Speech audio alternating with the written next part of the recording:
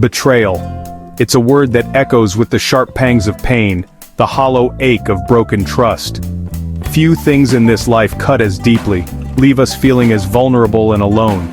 The sting of betrayal is a universal language, whispered through the ages in stories passed down from generation to generation, and nowhere is this more evident than in the pages of the Bible.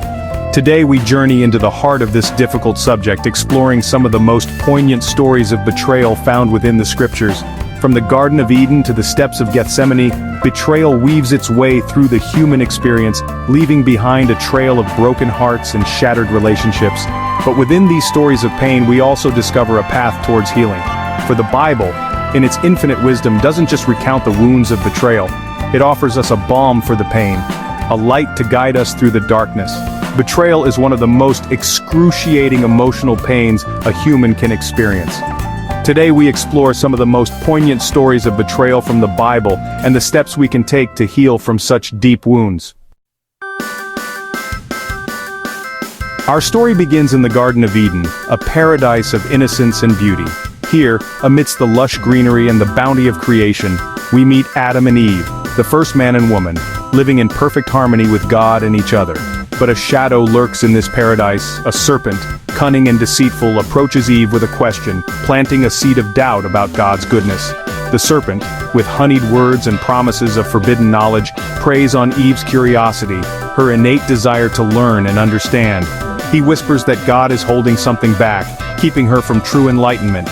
And so, seduced by the serpent's lies, Eve takes a bite of the forbidden fruit, betraying the trust that God had placed in her. This act of betrayal, seemingly small, sends shockwaves through the garden, shattering the peace and plunging humanity into a world of sin and suffering.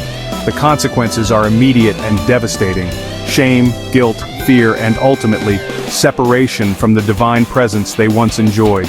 But even in this first act of betrayal, we see the seeds of redemption being sown. For God, in His infinite mercy, doesn't abandon Adam and Eve to their fate. He offers them clothing, a symbol of His continued love and protection, and promises a future where the serpent's deception will be undone. From the garden we move to the story of Cain and Abel, two brothers bound by blood, yet driven apart by jealousy and resentment. Cain, the elder brother, offers the fruits of his labor to God, while Abel, a shepherd, presents the firstborn of his flock. God favors Abel's offering, igniting a firestorm of envy within Cain's heart. We see the darkness descend upon Cain, the bitterness twisting his features, poisoning his thoughts. He allows jealousy to fester, consuming him until he can no longer see his brother as anything but a rival, an obstacle standing between him and God's favor. And so Cain, consumed by his own inner turmoil, invites Abel into the fields, a place of supposed brotherhood and shared labor. But it is there, amidst the quiet solitude, that Cain raises his hand against his own flesh and blood, taking Abel's life in a chilling act of betrayal.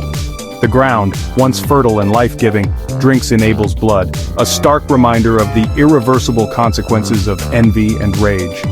Cain, forever marked by his sin, is cursed to wander the earth, separated from his family and haunted by the memory of his brother's betrayal.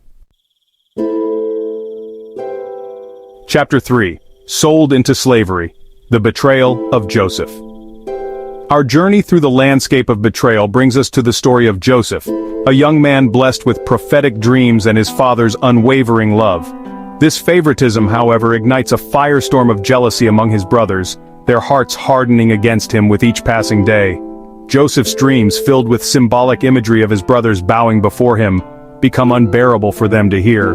They see these dreams not as divine prophecy, but as a threat, a sign of their younger brother's ambition and their own perceived insignificance. And so, consumed by envy and resentment, Joseph's brothers hatch a plan to be rid of him forever.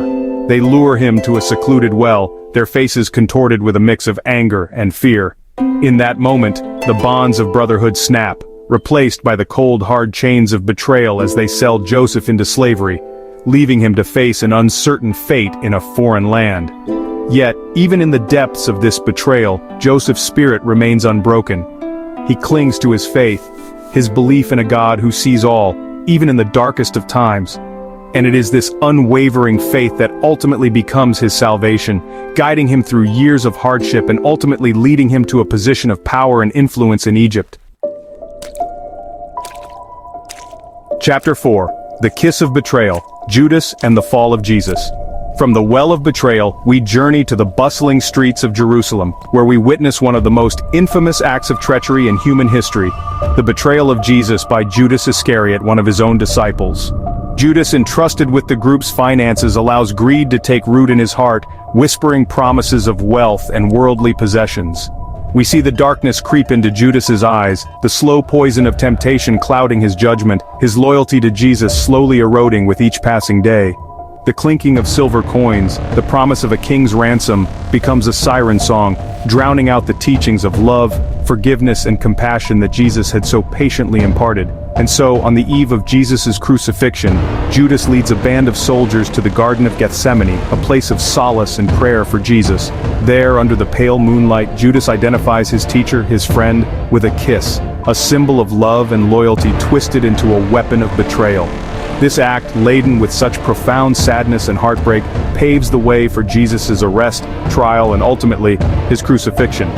It is a stark reminder that even those closest to us, those we trust most deeply, are capable of unimaginable betrayal. Chapter 5. A Broken Covenant. The Betrayal of God. Our final story takes us on a more introspective journey, exploring the concept of spiritual betrayal, the breaking of a sacred covenant between God and his people. Throughout the Old Testament, we witness a recurring cycle of devotion and abandonment, a people chosen by God, loved unconditionally, yet repeatedly turning away to worship false idols, to seek fulfillment in fleeting pleasures and worldly possessions. Imagine a heartbroken lover pouring their heart out, only to be met with indifference, their love taken for granted. This is the pain that God expresses through the prophets, lamenting the infidelity of his people, their relentless pursuit of empty promises that leave them spiritually bankrupt. Like a parent watching their child make destructive choices, God witnesses his people straying from his guidance, their hearts hardening against his love. He sees the pain they inflict upon themselves, the emptiness that comes from chasing after fleeting idols, and his heart breaks for them. Yet, even in the face of such profound betrayal, God's love remains steadfast. He never gives up on his people, constantly calling them back to himself, offering forgiveness and redemption. His love, like a beacon in the darkness, shines brightest when we are lost and alone, reminding us that even in our brokenness, we are never beyond the reach of his grace. Outrow finding healing, choosing forgiveness, betrayal. It's a wound that cuts deep, leaving scars that may never fully fade. But as we've seen through these biblical stories, even in the face of unimaginable betrayal, there is always hope for healing, for finding the strength to forgive and move forward. The Bible, in its infinite wisdom, doesn't just recount the pain of betrayal, it offers us a roadmap for navigating its treacherous terrain. It encourages us to cry out to God in our pain, to pour our hearts out to him without reservation. It reminds us that anger too is a valid emotion, and that God can handle our rage, our questions, our doubts. And finally, it calls us to surrender our pain to God, to trust that he will bring justice in his own time and in his own way. It invites us to embrace the transformative power of forgiveness, not for the betrayer, but for ourselves, so that we can break free from the chains of bitterness and resentment and embrace a future filled with hope and healing. Remember, even in our darkest times, God is our eternal rock and refuge.